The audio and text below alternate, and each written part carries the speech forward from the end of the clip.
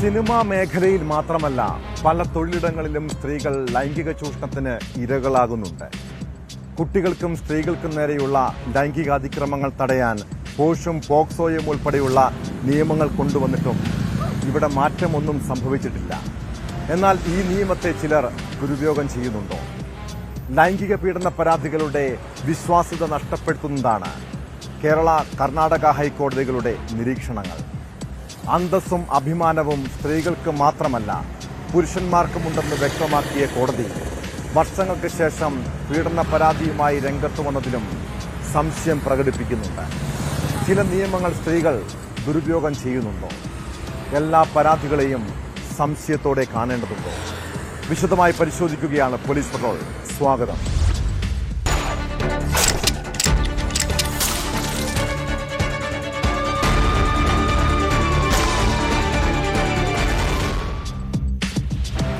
അന്തസ്സും അഭിമാനവും സ്ത്രീകൾക്ക് മാത്രമല്ല പുരുഷന്മാർക്കുമുണ്ട്.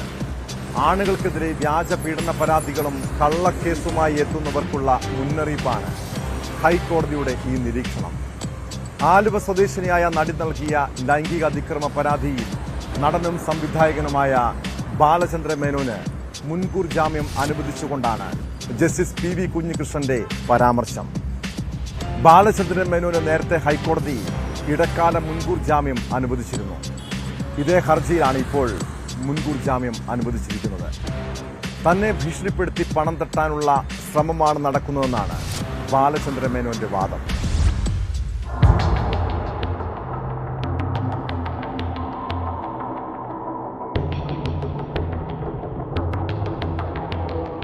ദേ ഇങ്ങോട്ടു നോക്കിയേ എന്ന സിനിമയുടെ ചിത്രീകരണത്തിനിടെ 2007 ജനുവരി 1-നും 21-നും ബാലചന്ദ്ര മേനോൻ ലൈംഗിക അതിക്രമം നടത്തിയെന്നായിരുന്നു പരാതി.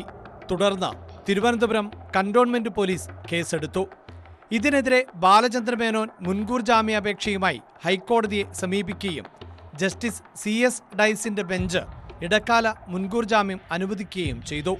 നടൻ സിദ്ദിഖുമായി ബന്ധപ്പെട്ട കേസിൽ പരാതി നൽകുന്നതിലെ കാലതാമസം ചൂണ്ടിക്കാട്ടി മുൻകൂർ ജാമ്യം അനുവദിച്ച സുപ്രീം കോടതി ഉത്തരവ് മുൻനിർത്തിയാണ് ബാലചന്ദ്ര മേനോൻ കോടതിയെ സമീപിച്ചത്.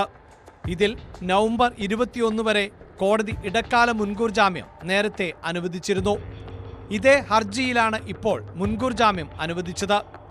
പരാതിക്ക് അടിസ്ഥാനമായ സംഭവങ്ങൾ ഉണ്ടായത് 2007 ആണെന്നും പരാതി സമർപ്പിച്ചത് 17 വർഷത്തിനു ശേഷമാണെന്നും ചൂണ്ടിക്കാട്ടിയാണ് കോടതിയുടെ ഉത്തരവ്.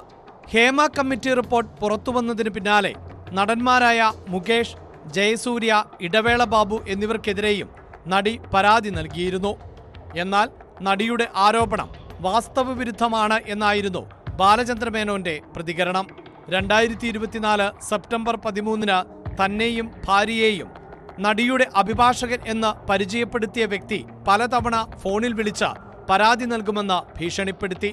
പണം തട്ടാനുള്ള ശ്രമമാണ് എന്ന് മനസ്സിലായി. ചിത്രത്തിൽ നടിക്ക് വളരെ ചെറിയ റോൾ മാത്രമേ ഉണ്ടായിരുന്നുള്ളൂ. അവസാന എഡിറ്റിംഗിൽ ചിത്രത്തിന്റെ നിർമ്മാതാവ് ഈ രംഗങ്ങളും നീക്കിയതാണ്. ഇതിന് പിന്നാലെ സമൂഹമാധ്യമങ്ങളിൽ കൂടി അപകീർത്തിപ്പെടുത്തുന്നുവെന്ന് ചൂണ്ടിക്കാട്ടി ബാലചന്ദ്ര മേനോൻ ലൈംഗികാരോപണം ഉന്നയിച്ച നടിക്കെതിരെയും നടിയുടെ അഭിഭാഷകനെതിരെയും DGPക്ക് പരാതി നൽകിയിരുന്നു. ഒരു ഓൺലൈൻ മാധ്യമത്തിന് നൽകിയ അഭിമുഖത്തിലാണ് ബാലചന്ദ്ര മേനോനെതിരെ നടി ലൈംഗികാരോപണം ഉന്നയിച്ചത്. ഇത് തന്നെ അപകീർത്തിപ്പെടുത്തുക എന്ന ലക്ഷ്യത്തോടെയാണ് എന്നും ഇതിൽ നടപടി വേണമെന്നും ബാലചന്ദ്ര മേനോൻ പരാതിയിൽ ആവശ്യപ്പെട്ടിരുന്നു.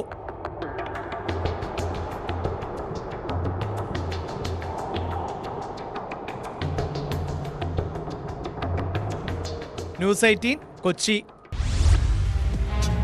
സുപ്രീം കോടതിക്കും കർണാടക ഹൈക്കോടതിക്കും പിന്നാലെയാണ് കേരള ഹൈക്കോടതിയും സിനിമയിലെ ലൈംഗിക പീഡന പരാതികളിൽ സംശയങ്ങൾ പ്രകടിപ്പിക്കുന്നത്. സംവിധായകൻ രഞ്ജിത്തിനെതിരായ യുവാവിന്റെ ലൈംഗിക പീഡന പരാതി പച്ചക്കള്ളം ഉന്നയിക്കുന്നതിന്റെ ക്ലാസിക് ഉദാഹരണമെന്നായിരുന്നു കർണാടക ഹൈക്കോടതിയുടെ നിരീക്ഷണം. ഇതിന് പിന്നാലെ സംവിധായകൻ രഞ്ജിത്തിനെതിരായ പീഡന പരാതിയിൽ പോലീസ് കോടതിയിൽ നൽകിയ റിപ്പോർട്ടിനെതിരെ പരാതിക്കാരൻ രംഗത്തെത്തിയിട്ടുണ്ട്. കർണാടക പോലീസ് തെളിവെടുപ്പ് നടത്തിയ ഹോട്ടലല്ല കോടതിയിൽ നൽകിയ റിപ്പോർട്ടിലുള്ളത്. കർണാടക പോലീസിനെ രഞ്ജിത്ത് സ്വാധീനിച്ചിട്ടുണ്ടാകാമെന്നും ഇതിനെതിരെ കോടതിയെ സമീപിക്കുമെന്നും യുവാവ് പറയുന്നു.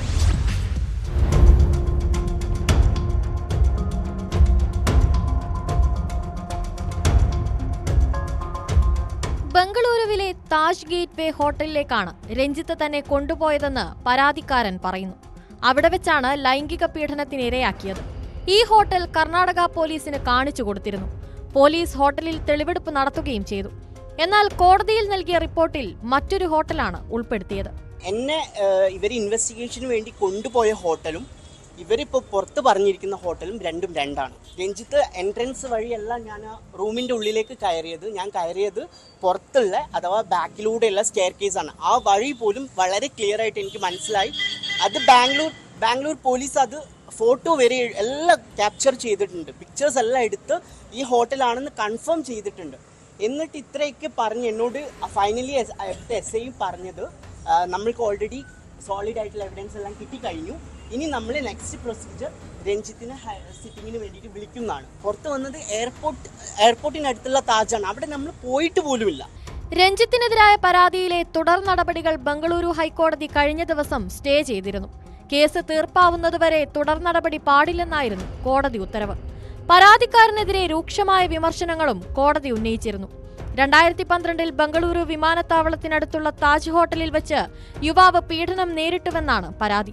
എന്നാൽ പരാതിയിൽ പറയുന്ന താജ് ഹോട്ടൽ തുടങ്ങിയത് 2016 ഈ ഹോട്ടലിലെ 4-ാം നിലയിൽ വെച്ച് പീഡിപ്പിച്ചുവെന്ന പരാതി വിശ്വാസയോഗ്യമല്ലെന്നും പരാതി നൽകാൻ ഇത്ര വൈകിയത് എന്താണെന്ന് കൃത്യമായി വിശദീകരിക്കാനായിട്ടില്ലെന്നും കോടതി ചൂണ്ടിക്കാട്ടിയിരുന്നു.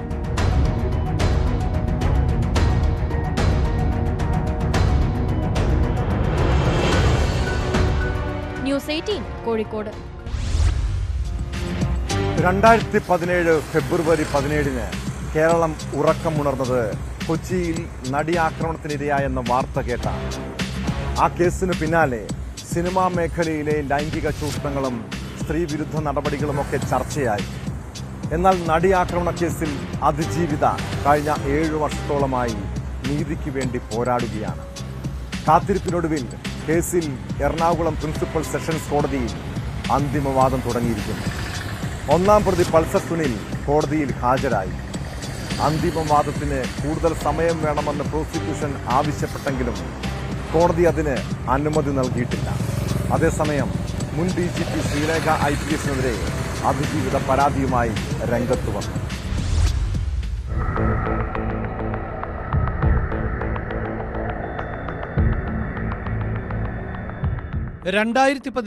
മാർച്ച് 8 നടിയെ ആക്രമിച്ച കേസിലെ വിചാരണ നടപടികൾ ആരംഭിച്ചത്. 6 വർഷവും 9 മാസവുമാണ് കേസിന്റെ അന്തിമവാദം തുടങ്ങാൻ കാത്തിരിക്കേണ്ടി വന്നത്. കേസിന്റെ സാക്ഷി വിസ്താരം 1 മാസം മുമ്പ് പൂർത്തിയായിരുന്നു. സാക്ഷിമൊഴികളുടെയും ഹാജരാക്കിയ തെളിവുകളുടെയും അടിസ്ഥാനത്തിലുള്ള പ്രോസിക്യൂഷൻ വാദമാണ് ആദ്യത്തേത്. തുടർന്ന് പ്രതിഭാഗം മറുപടി നൽകും. പ്രോസിക്യൂഷൻ വാദം 2 ആഴ്ചക്കാലം നീണ്ടുനിൽക്കുമെന്നാണ് പ്രതീക്ഷിക്കുന്നത്. ശേഷം കേസിലെ പ്രതിഭാഗം വാദം ആരംഭിക്കും. കേസിലെ 1-ാം പ്രതി സുനിൽകുമാർ എന്ന പൾസർ സുനി ആദ്യ ദിനം തന്നെ കോടതിയിൽ ഹാജരായി. അന്തിമവാദത്തിന് കൂടുതൽ സമയം വേണമെന്ന് പ്രോസിക്യൂഷൻ ആവശ്യപ്പെട്ടുവെങ്കിലും കോടതി അതിന് അനുമതി നൽകിയില്ല. ജനുവരി പകുതിയോടെ വിചാരണ നടപടികൾ പൂർത്തിയാക്കി കേസിൽ വിധി പറയാനാകും എന്നാണ് പ്രതീക്ഷ. നടൻ ദിലീപ് ഉൾപ്പെടെ 9 പ്രതികൾ ഉണ്ട്. 8-ാം പ്രതിയാണ് ദിലീപ്. കൊട്ടേഷന്റെ ഭാഗമായി ബലാത്സംഗ കുറ്റകൃത്യം നടപ്പാക്കിയ പൾസർ സുനിയാണ് കേസിലെ 1-ാം പ്രതി.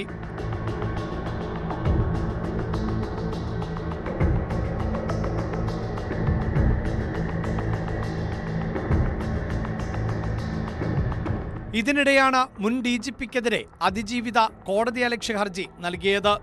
പ്രതി ദിലീപിനെ സംരക്ഷിക്കുന്ന തരത്തിലുള്ള വെളിപ്പെടുത്തലാണ് യൂട്യൂബ് ചാനലായ സസ്നേഹം ശ്രീലേഖയിലൂടെ പറയുന്നത് എന്നാണ് പരാതി.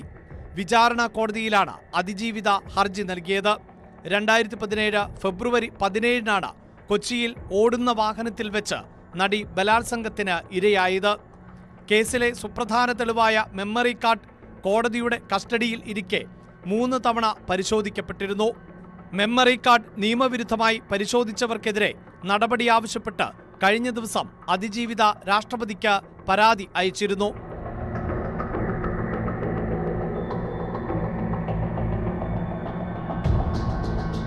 ന്യൂസ് 18 കൊച്ചി. കൊച്ചി നഗരത്തെ ഒരു കാലത്ത് വിറപ്പിച്ച ഗുണ്ടാ തലവനാണ് തമ്മനം ഷാജി. 90കളിലും 2000ന്റെ തുടക്കത്തിലും കൊല്ലും കൊലയുമായി കഴിഞ്ഞിരുന്ന ഷാജി ഇപ്പോൾ എവിടെയാണെന്ന് പലരും ചോദിക്കുന്നുണ്ട്. ഇടയ്ക്ക് രാഷ്ട്രീയത്തിൽ ചെറിയ പരീക്ഷണം നടത്തിയെങ്കിലും പിന്നീട് ആത്മീയ ജീവിതത്തിലേക്ക് വഴിമാറിയെന്നാണ് കേട്ടറിവ്. എന്നാൽ ഇപ്പോൾ തമ്മനം ഷാജിയുടെ പുതിയ രൂപവും പാട്ടും നൃത്തവും സമൂഹ മാധ്യമങ്ങളിൽ തരംഗമാണ്. മകളുടെ വിവാഹാഘോഷത്തിന്റെ ഭാഗമായിട്ടാണ് ഷാജി നൃത്ത ചുവടുകളുമായി പ്രത്യക്ഷപ്പെട്ടത്.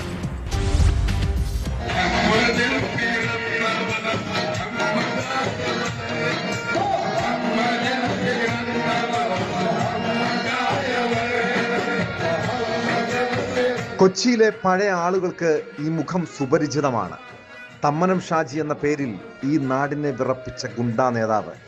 മുൻപ് വലിയ ഗ്യാങ്ങിനൊപ്പം ആരെയും കൂസാതെ നടന്നിരുന്ന ഷാജിയുടെ പുതിയ ദൃശ്യങ്ങൾ സമൂഹ മാധ്യമങ്ങളിൽ ഇപ്പോൾ വൈറലാണ്. മകളുടെ കല്യാണത്തിന്റെ ഭാഗമായിട്ടാണ് പാട്ടും നൃത്തവും ആഘോഷവും സംഘടിപ്പിച്ചത്. അതിനിടെ ഷാജിയും വേദിയിലെത്തി.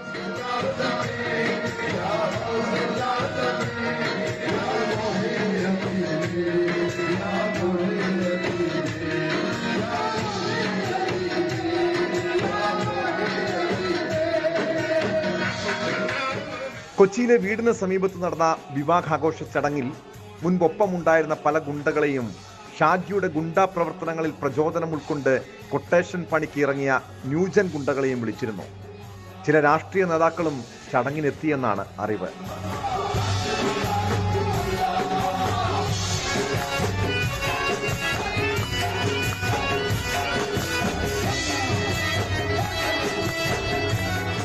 കേട്ടറിവ് മാത്രമുള്ള പുതിയ തലമുറയ്ക്ക് ഈ മനുഷ്യനാണോ കൊച്ചിയെ വിറപ്പിച്ചതെന്ന് സംശയമുണ്ടാകും. 1990കളിലും 2000ന്റെ തുടക്കത്തിലും കൊല്ലും കൊലയുമായി നടന്നിരുന്ന ഒരു കാലമുണ്ട് ഷാജിക്ക്. ഈ പണി നിർത്തിയിട്ട് 2 പതിറ്റാണ്ടോളമായി. പിന്നീട് ലാലു പ്രസാദ് യാദവിന്റെ RJDയിൽ ചേർന്ന് രാഷ്ട്രീയത്തിൽ ഒരു കൈ പയറ്റിയിരുന്നു. എന്നാൽ അന്നും ഗുണ്ടാ പരിവേഷം തിരിച്ചടിയായി. പിന്നീട് കളം വിട്ടെങ്കിലും 2013 ഷാജിക്കും സംഘത്തിനു നേരെ വടിവാളാക്രമണം ഉണ്ടായിരുന്നു. ഇപ്പോൾ സന്നദ്ധ പ്രവർത്തനവും ആത്മീയ ജീവിതവുമൊക്കെയായി ഒതുങ്ങിക്കൂടി ജീവിക്കുകയാണ് ഷാജി.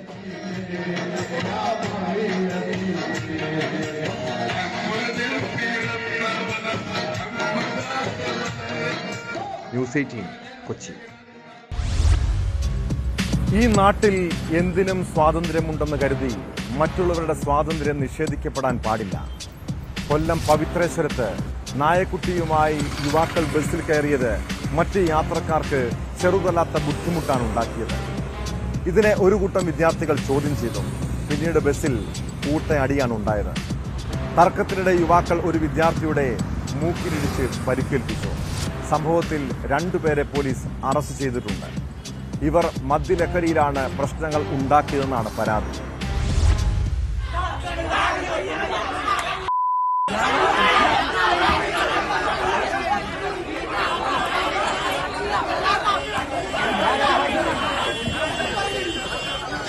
ഇടവട്ടം സ്വദേശികളായ അമൽ, വിഷ്ണു എന്നിവരാണ് പുത്തൂർ പോലീസിന്റെ പിടിയിലായത്.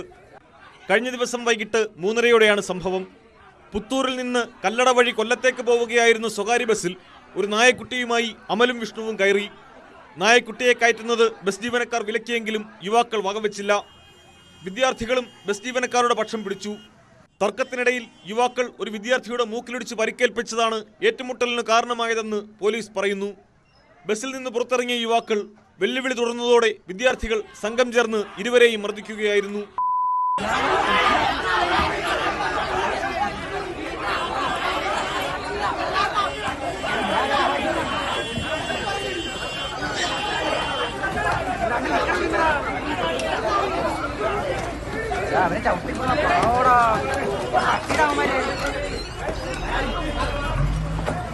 അപ്പോൾ ഇവർ കയറിയ സമയത്ത് ഒരു വിദ്യാർത്ഥിയെ ഇതിലൊരു ലഹരി ഉപയോഗിച്ച് വന്ന ഒരാൾ അടിച്ചു. അപ്പോൾ അടിച്ച് അങ്ങോട്ടും ഇങ്ങോട്ടും ബസ്സിൽ വെച്ച് തന്നെ വാക്കുതർക്കമായി. ബസ് ജീവനക്കാരെ അടിക്കുന്ന സാഹചര്യം ഉണ്ടായി. അവരും തിരിച്ചടിച്ചു. അങ്ങനെ ബസ് ഇവിടെ നിർത്തി റോഡ് മൊത്തം സ്തംഭിച്ച് കിടക്കുമ്പോഴാണ് അവർ വെളിയിറങ്ങിയ ഒരു അക്രമ സാഹചര്യം സൃഷ്ടിക്കുകയും ഈ കളത്തട്ടിൽ വന്ന് നാട്ടുകാരെ ഉൾപ്പെടെ വെല്ലുവിളിച്ച് വിദ്യാർത്ഥികളെ പ്രകോപനപരമായിട്ട് നിൽക്കുമ്പോഴാണ് നമ്മൾ ഇവിടെ എത്തുന്നത്. ഇതെന്താണ് എന്ന് മനസ്സിലാക്കാൻ വേണ്ടി അവരോട് ചോദിച്ചപ്പോൾ അവരെ ഒരു കാരണമില്ലാതെ വിദ്യാർത്ഥികളെ അടിച്ചു എന്നാണ് പറഞ്ഞത്. സംഭവം അറിഞ്ഞ് സ്ഥലത്തെത്തിയ പോലീസ് 2 യുവാക്കളെയും കസ്റ്റഡിയിലെടുത്ത് വൈദ്യപരിശോധനയ്ക്ക് വിധേയമാക്കി. പൊതുസ്ഥലത്ത് മദ്യലഹരിയിൽ സംഘർഷമുണ്ടാക്കിയതിന് ഇരുവരുടെയും പേരിൽ കേസെടുത്തതായി പുത്തൂർ പോലീസ് അറിയിച്ചു.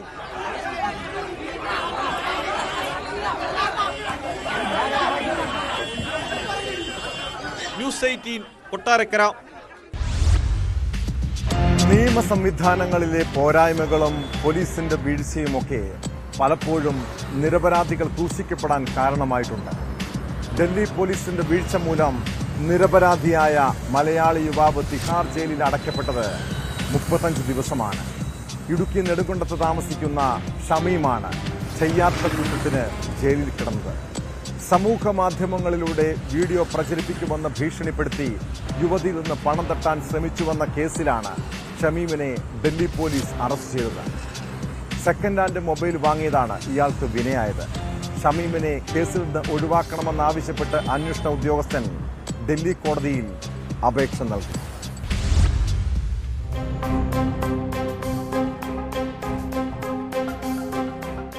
ഡൽഹി സ്വദേശിയായ യുവതിയുടെ അശ്ലീല വീഡിയോ പ്രചരിപ്പിക്കാതിരിക്കാൻ 30 ലക്ഷം രൂപ ആവശ്യപ്പെട്ടു എന്നായിരുന്നു കേസ്. കഴിഞ്ഞ വർഷം നവംബർ 22-ന് ഷമീമിനെ നെടുങ്കണ്ടത്ത് നിന്ന് ഡൽഹി പോലീസ് അറസ്റ്റ് ചെയ്യുകയായിരുന്നു. പെൺകുട്ടിയുടെ ആൺസുഹൃത്താണ് ദൃശ്യങ്ങൾ പകർത്തി ആദ്യം സമൂഹമാധ്യമങ്ങളിൽ പ്രചരിപ്പിച്ചത്. കേസിൽ ഡൽഹി സ്വദേശി മാനവവിഹാരിയെയും അറസ്റ്റ് ചെയ്തിരുന്നു. കൈവശമുണ്ടായിരുന്ന വിദേശ നമ്പറിൽ നിന്ന് യുവതിയെ വിളിക്കുകയും വാട്സാപ്പ് കോൾ ചെയ്യുകയും ചെയ്തെന്നും പണം ആവശ്യപ്പെട്ടെന്നുമായിരുന്നു ഷമീമിനെതിരെയുള്ള കേസ്. ചെന്നൈ സ്വദേശിയായ ഷമീം 6 വർഷമായി നെടുങ്കണ്ടത്താണ് താമസിക്കുന്നത്. നെടുങ്കണ്ടത്ത് നിന്ന് ഇയാൾ ഒരു സെക്കൻഡ് ഹാൻഡ് മൊബൈൽ ഫോൺ വാങ്ങിയിരുന്നു. ഈ മൊബൈലിന്റെ IP അഡ്രസ്സിൽ നിന്നാണ് സന്ദേശം അയച്ചത്. എന്നോട് ഇവർ പറയുന്നത് വെച്ചാൽ നിന്റെ IP അഡ്രസ്സാണ് ഇതിൽ മാച്ച് ആവുമെന്ന് പറഞ്ഞു. അപ്പോൾ ഞാൻ പറയും സാറേ ഇത് എൻ്റെ പേരിന് എടുത്ത മൊബൈലല്ല, ഞാൻ സെക്കൻഡ്സിലാണ് എടുത്തത്, ഞാൻ കടയിൽ നിന്നാണ് എടുത്തത്, എല്ലാ കാര്യങ്ങളും ഞാൻ അവരോട് പറഞ്ഞായിരുന്നു. അപ്പോൾ എൻ്റെ ഫോൺ ചിലപ്പോൾ ആരെങ്കിലും ഹാക്ക് ചെയ്തിട്ടുണ്ടായിരിക്കാം, അഥവാ അത് എന്തെങ്കിലും ഈ പറയുന്നത് പോലെ എന്തെങ്കിലും ഫോൺ കോളോ വീഡിയോ കോളോ അല്ലെങ്കിൽ ആ പെണ്ണെടുത്ത് ഈ തട്ടിപ്പ് ഇതുപോലെ തട്ടിപ്പ് എന്തെങ്കിലും കേസ് ഈ ഫോണിനകത്തുണ്ടെങ്കിൽ നിങ്ങൾക്ക് എന്ത് വേണമെങ്കിലും ചെയ്യാമെന്ന് പറഞ്ഞു. അപ്പോൾ അവരെല്ലാം ഫോണെല്ലാം ഫുള്ളും പരിശോധിച്ച് നോക്കുമ്പോൾ അതിൽ നിന്ന് ഒരു എവിഡൻസ് പോലും അവർ കിട്ടിയിട്ടില്ല. ഇത്തരം സന്ദേശങ്ങൾ ഒന്നും അയച്ചിട്ടില്ലെന്ന നിലപാടിൽ ഷമീം ഉറച്ചു നിന്നതോടെ മൊബൈൽ ഫോറൻസിക് പരിശോധനയ്ക്ക് വിധേയമാക്കി. പരിശോധനയിൽ ഫോണിൽ നിന്ന് തെളിവുകൾ കണ്ടെത്താനായില്ല.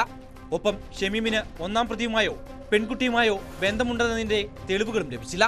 ഇതോടെയാണ് ഇയാളെ കേസിൽ നിന്ന് ഒഴിവാക്കണമെന്നാവശ്യപ്പെട്ട് അന്വേഷണ ഉദ്യോഗസ്ഥൻ ഡൽഹി കോടതിയിൽ അപേക്ഷ നൽകിയത്.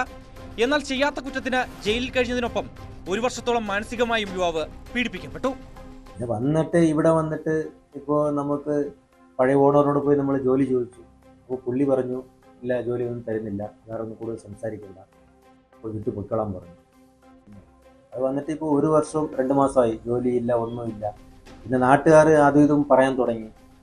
ഇവൻ വന്നിട്ട് റേപ്പിംഗ് കേസിലാണ് ഇവനെ കൊണ്ടുപോയത്, ഇവൻ പെണ്ണെ വന്നിട്ട് ഭീഷണിപ്പെടുത്തി, ഇവൻ പൈസ തട്ടിപ്പുകാരനാണ്, ഇവൻ അങ്ങനെയാ മറ്റേതാണ് നാട്ടുകാർ പറയാൻ തുടങ്ങി. ഈ നാണക്കേട് കാരണം ഞാൻ മദ്രാസിൽ പോയതാണ്. മദ്രാസിൽ എൻ്റെ ഉമ്മയും സഹോദരങ്ങളൊക്കെ അവിടെ ഉണ്ട്. ഞാൻ പിന്നെ അവിടെ പോയി കുറച്ച് നാൾ ഞാൻ നിന്നു. ഷമീമിന്റെ കൈവശമുണ്ടായിരുന്ന ഫോണിന്റെ IP അഡ്രസ് ഉപയോഗിച്ച് സന്ദേശം അയച്ചത് ആരെന്ന് ഇതുവരെയും കണ്ടെത്താൻ പോലീസിന് ആയിട്ടില്ല. ജനുവരി 10-ന് കേസ് വീണ്ടും കോടതി പരിഗണിക്കുമ്പോൾ വെറുതെ വിടുമെന്നുള്ള പ്രതീക്ഷയിലാണ് ഷമീം. അഭിഭാഷകരായ ബിജു പി രാമനും ജോൺ തോമസ് അറക്കലുമാണ് ഷമീമിനായി കോടതിയിൽ ഹാജരായത്.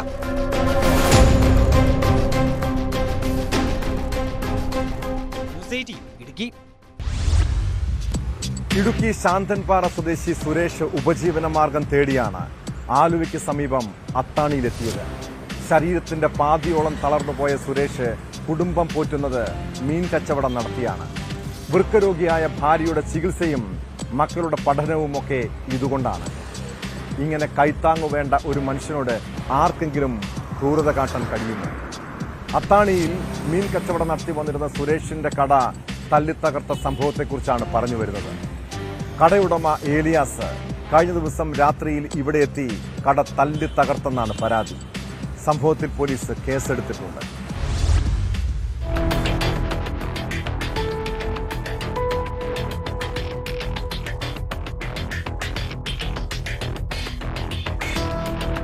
ചൊവ്വാഴ്ച രാത്രിയാണ് ഇടുക്കി ശാന്തൻപാറ സ്വദേശി സുരേഷ് നടത്തുന്ന കടയിൽ കടയുടമ അത്താണി സ്വദേശി ഏലിയാസ് എത്തി ബഹളം വെച്ചത്. മദ്യലഹരിയിലായിരുന്ന ഏലിയാസ് കട തല്ലി തകർക്കുകയും സാധന സാമഗ്രികൾ വലിച്ചെറിയുകയും ചെയ്തു.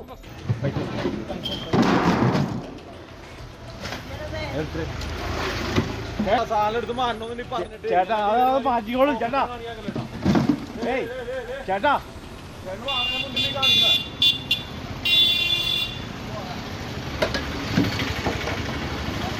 ചേട്ടാ അത് അവിടെ ഇരിക്കട്ടെ ചേട്ടാ. ഇതിനു മുമ്പും നിരവധി തവണ കടയുടമ മദ്യലഹരിയിൽ സ്ഥലത്തെത്തി ബഹളം വെച്ചിട്ടുള്ളതായി സുരേഷ് പറയുന്നു. പുള്ളി മദ്യപാനം കൂടിയിട്ട് ഇങ്ങനെ എപ്പോഴും ഇങ്ങനെ തെറിയും കാര്യങ്ങളെ പറയാം, നമ്മൾ കാര്യമാക്കാറില്ല. പക്ഷേ കഴിഞ്ഞ പ്രാവശ്യം വന്നപ്പോൾ ശരിക്കും ഇങ്ങനെ ഉപദ്രവിക്കുകയായിരുന്നു ചെയ്തത്. ബീറ് വായിൽ വെച്ച് കുഴിക്കുഴിഞ്ഞിട്ട് മുഖത്ത് വെക്കുക, അതാണ് ഏറ്റവും വിഷമമായത്. നമുക്ക് ബാക്കി എന്ത് കുഴപ്പമില്ലായിരുന്നു. അങ്ങനെ ഒരാളെ നല്ല ആരോഗ്യമുള്ള ഒരാളുടെ അകത്താണെങ്കിൽ പുള്ളി അങ്ങനെ ചെയ്യില്ല, അത് ഉറപ്പാണ്. അവർ തിരിച്ചതല്ല, നമുക്ക് ആരോഗ്യം ഇല്ല എന്നുള്ള ഒരു കാര്യത്തിലാണ് പുള്ളി അങ്ങനെയൊക്കെ ചെയ്തത്. അത് ഭയങ്കര വിഷമമായി. കഴിഞ്ഞ 4 വർഷമായി ഇവിടെ മീൻ കച്ചവടം തുടങ്ങിയിട്ട് ശരീരത്തിന്റെ 65% തളർന്നുപോയ സുരേഷിന്റെ ഏക ഉപജീവന മാർഗമാണിത്. 350 രൂപ പ്രതിദിന വാടകയ്ക്കാണ് കടയെടുത്തത്. വൃക്കരോഗിയായ ഭാര്യയും 2 മക്കളും അടങ്ങുന്നതാണ് സുരേഷിന്റെ കുടുംബം. ആഴ്ചയിൽ 2 തവണയാണ് ഭാര്യയ്ക്ക് ഡയാലിസിസ് ചെയ്യേണ്ടത്. അതിനുള്ള തുക എങ്ങനെ കണ്ടെത്തും എന്ന ആശങ്കയിലാണ് സുരേഷ്. ഞാൻ ഇത് വെച്ചിട്ടാണ് ഉപജീവന മാർഗം നടത്തണത്. ഭാര്യയ്ക്കാണെങ്കിൽ ആഴ്ചയിൽ 2 ദിവസം ഡയാലിസിസ് ഉണ്ട്. ഡയാലിസിസ് ചെയ്യണം, പിള്ളേരുടെ പഠിത്തം, വീട് വാടകയ്ക്കാണ് താമസിക്കുന്നത്. ഇതിൽ നിന്ന് കിട്ടുന്ന വരുമാനം കൊണ്ടാണ് ജീവിച്ചുകൊണ്ടിരുന്നത്. ഇനിയിപ്പോൾ നാളെ ഡയാലിസിസ് ഉണ്ട്, അതിനിപ്പോൾ എന്ത് ചെയ്യണമെന്ന് അറിയില്ല. പിള്ളേരുടെ പഠിത്തമുണ്ട്. വിഷയത്തിൽ ചെങ്ങമനാട് പോലീസിൽ പരാതി നൽകിയിട്ടുണ്ട്. പോലീസ് അന്വേഷണം തുടങ്ങി.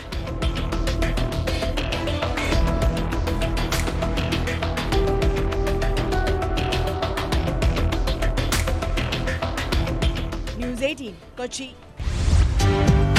വിവാഹമോചന കേസുകളിൽ ഭാര്യയ്ക്ക് ജീവനാംശം ലഭിക്കുന്നത് പതിവാണ് എന്നു കരുതി സ്ത്രീകൾ ഉന്നയിക്കുന്ന എല്ലാ പരാതികളിലും ഇതുപോലുള്ള ഉത്തരവ് പ്രതീക്ഷിക്കാമോ? മതിയായ കാരണമില്ലാതെ മാറി താമസിക്കുന്ന ഭാര്യയ്ക്ക് ചിലവിന് നൽകേണ്ടതില്ല എന്നാണ് മലപ്പുറം കുടുംബ കോടതിയുടെ വിധി. ഭർത്താവിന്റെ കൂടെ 1 മാസത്തിനുള്ളിൽ താമസിക്കണമെന്നും കോടതി നിർദ്ദേശം നൽകിയിട്ടുണ്ട്. താനും ഭാര്യയും തമ്മിലുള്ള തർക്കങ്ങൾ ദാമ്പത്യ ബന്ധത്തിലുണ്ടാകുന്ന ചെറിയ പ്രശ്നങ്ങൾ മാത്രമാണെന്ന യുവാവിന്റെ വാദങ്ങൾ അംഗീകരിച്ചാണ് കോടതിയുടെ ഉത്തരവ്.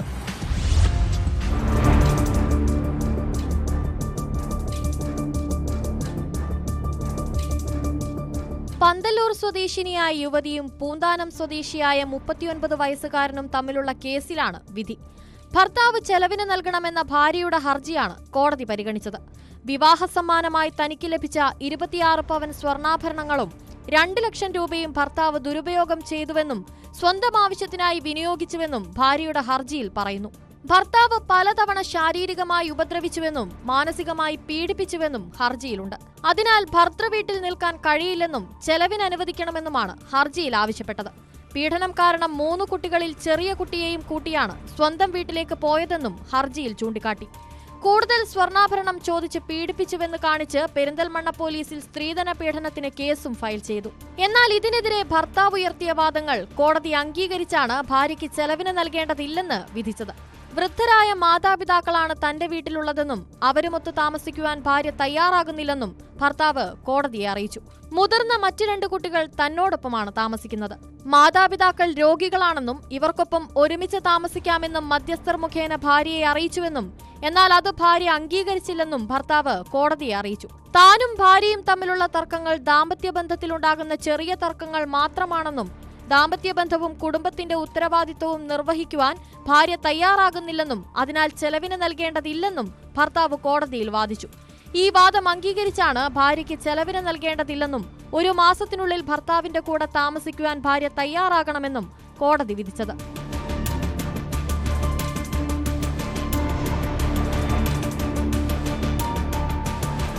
ന്യൂസ് 18 മലപ്പുറം. കോഴിക്കോട് ബീച്ച് റോഡിൽ പ്രൊമോഷണൽ വീഡിയോ ചിത്രീകരിക്കുന്നതിനിടെ യുവാവ് മരിച്ച സംഭവം ഏറെ ദാരുണമാണ്. ആഡംബര കാർ ഓടിച്ച ഡ്രൈവറുടെ അനാസ്ഥയാണ് ആലിദിൽ എന്ന യുവാവിന്റെ ജീവനെടുത്തത്. സംഭവത്തിൽ വാഹനമോടിച്ച സാബിത്തിനെ പോലീസ് അറസ്റ്റ് ചെയ്തു. കേസിൽ മോട്ടോർ വാഹന വകുപ്പും നടപടി സ്വീകരിക്കുമെന്നാണ് വിവരം. ഇയാളുടെയും ഒപ്പം കാർ ചേസിംഗ് നടത്തിയ ആളുടെയും ലൈസൻസ് റദ്ദാക്കും.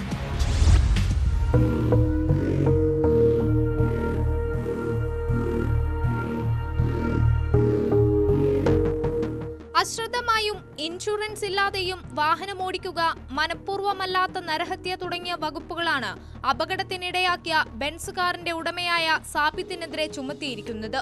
ഇയാളെ സ്റ്റേഷൻ ജാമ്യത്തിൽ വിട്ടയച്ചു. അപകടത്തിൽ മോട്ടോർ വാഹന വകുപ്പും നടപടിയെടുക്കും. വാഹനങ്ങൾ ഓടിച്ച സാബിത്തിന്റെയും റയീസിന്റെയും ലൈസൻസ് അടുത്ത ദിവസം തന്നെ സസ്പെൻഡ് ചെയ്യുമെന്ന് MVD അറിയിച്ചു. ആൽവിനെ ഇടിച്ചു വീഴ്ത്തിയത് ഡിഫൻഡർ കാറാണെന്നാണ് ആദ്യം പ്രതി പറഞ്ഞതെങ്കിലും ആൽവിൻ ദൃശ്യം ചിത്രീകരിച്ച മൊബൈൽ ഫോൺ പരിശോധിച്ചതിൽ ഇടിച്ചു വീഴ്ത്തിയത് ബെൻസ് കാറാണെന്ന് കണ്ടെത്തുകയായിരുന്നു. ബെൻസ് G വാഗൺ വണ്ടിക്ക് ടെക്നിക്കലി അതിന് ഇൻഷുറൻസ് ഇല്ലായിരുന്നു. അപ്പോൾ ആ ഇൻഷുറൻസ് ഇല്ലാത്തതുകൊണ്ടാണ് വാഹനം ഓടിച്ച രണ്ടാളുകളും ഈ വാഹനം ഡിഫൻഡർ ഇടിച്ചിട്ടാണ് അപകടം ഉണ്ടായതെന്ന് ആദ്യം അന്വേഷണത്തിൽ പോലീസിനോടും മറ്റ് ഹോസ്പിറ്റലിലും ഒക്കെ പറഞ്ഞിരുന്നത്.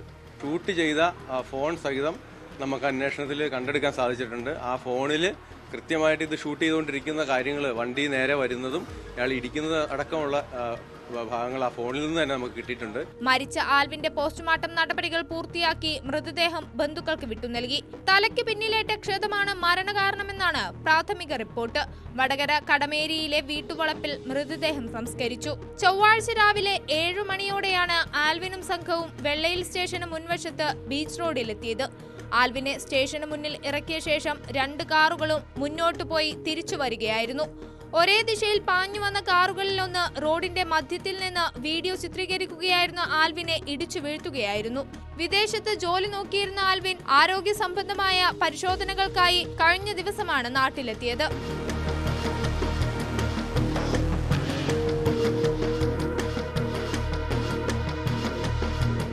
ന്യൂസ് 18 കോഴിക്കോട്. കുറ്റകൃത്യങ്ങളുടെ മറ്റു ചില വാർത്തകൾ ചുരുക്കത്തിൽ. തൃശൂർ പുതുക്കാട് ബാറിൽ യുവാവിന് ക്രൂരമർദ്ദനം. ചുങ്കം സ്വദേശി ജിയോയെ ബിയർ കുപ്പികൊണ്ട് തലക്കടിച്ച ആമ്പല്ലൂർ സ്വദേശി ദിനേശ് അറസ്റ്റിൽ. പൊന്നാനിയിൽ വീട്ടിൽ നിന്ന് 300 പവൻ കവർന്ന കേസിൽ 3 പേർ പിടിയിൽ. പിടിയിലായത് വാടാനപ്പള്ളി സ്വദേശി ഹുസൈൻ, പൊന്നാനി സ്വദേശി നാസർ, പാലക്കാട് സ്വദേശി മനോജ് എന്നിവർ. അനധികൃതമായി കാറിൽ കടത്തിയ 1 കോടി രൂപയുമായി 2 പേർ വാളയാറിൽ പിടിയിൽ. പിടിയിലായത് കിഴക്കഞ്ചേരി സ്വദേശികളായ പ്രസാദ് സി നായർ, പ്രശാന്ത് എന്നിവർ. ഓൺലൈൻ വായ്പാ ആപ്പുകാർ ഭാര്യയുടെ മോർഫ് ചെയ്ത ചിത്രങ്ങൾ ബന്ധുക്കൾക്ക് അയച്ചുകൊടുത്തതിനെ തുടർന്ന് ഹൈദരാബാദിൽ യുവാവ് ജീവനൊടുക്കി.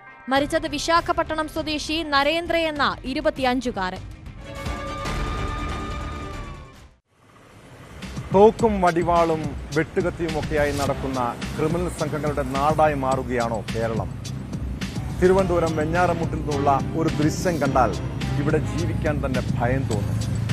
വെഞ്ഞാറമൂട് പോലീസ് സ്റ്റേഷന് സമീപം പട്ടാപ്പകൽ യുവാവിനെ ആക്രമിക്കുന്ന ദൃശ്യങ്ങളാണിത്.